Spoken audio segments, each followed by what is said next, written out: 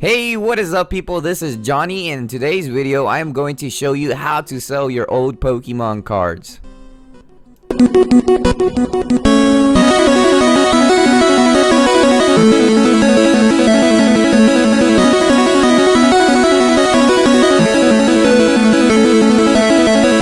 So you may be wondering, well, how can I sell my Pokemon cards? Well, yes, the simple answer is eBay. eBay is the best way you could probably sell your Pokemon cards.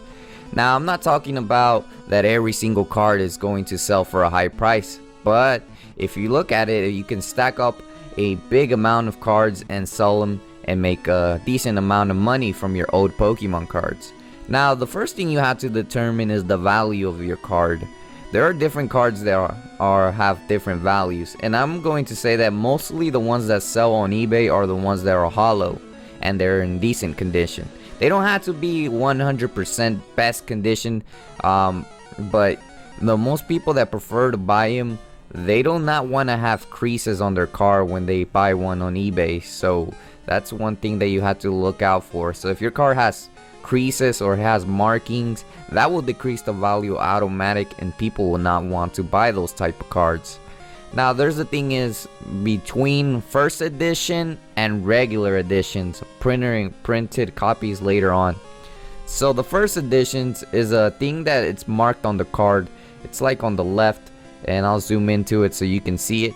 And while when a card says first edition, it's definitely going to have a better value than the original cards, because if it doesn't have first edition on it, it will probably have a less value. But I'm not saying that it completely that you have to have every single card that has first edition on it, because there are cards that sell that don't even have first edition on them as your old Pokemon cards. They could sell and they don't have to have that first edition sign on them, because some cards are extremely rare and they can be valued up to $10 if you look at the prices. A lot of cards actually go for $10 of hollow old classic cards, as I was looking through the list of people who have sold their cards. And yeah, one of the good cards, there's always that one good card that you might have in your collection, such as I had a Lugia, which was a Neo Genesis, I believe, 911 set, something like that, and it was valued at, I think I could have sold it for 20, but I decided to go for 15 so people could already buy it. And it did have like a little crease, but it wasn't that bad, and it could barely be noticeable, but I showed it in the picture. And the best way to list your item as a picture of a card, you can take a picture of it just with your phone camera, but I recommend scanning them into your printer so the buyer will know the condition, and then later on they can't complain because it was scanned on the printer, and they know the condition of the car as they look in the picture. And once they look into the picture, there won't be any problems about that. So picking your cards, not all of your cards will sell.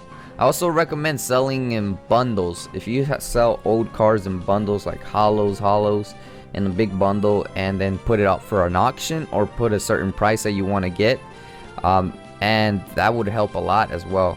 Also, one thing I do recommend is free shipping, and of course eBay charges fees, so there has to be a little bit of profit in them, but it depends on the prices as they go. But it's not that bad.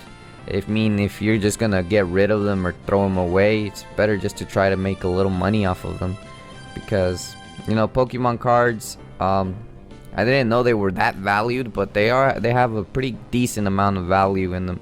They're not the best value, but you can get a little something off of them. Like if you were a collector back in the day that you collected only those hollow graphic cards, well, then you probably have a little treasure set right there that you could probably sell. And if they're in the good condition, you can go ahead and list them, and you'll make some money. You'll make some decent money. But like I said, not necessarily every single card, but I always found out that the hollows were the good ones. There could be hollows that are worth $5. I'm gonna be honest with that. There's hollows that are worth $5. And the best way to make the profit is in order to have like your shipping. If you have a decent amount shipping price, then you can make a decent amount of money on it, or like $3 for one card. It doesn't matter, but it all adds up. If you have like thousands of cards, it all adds up in the end, and then you'll see that you actually made some money.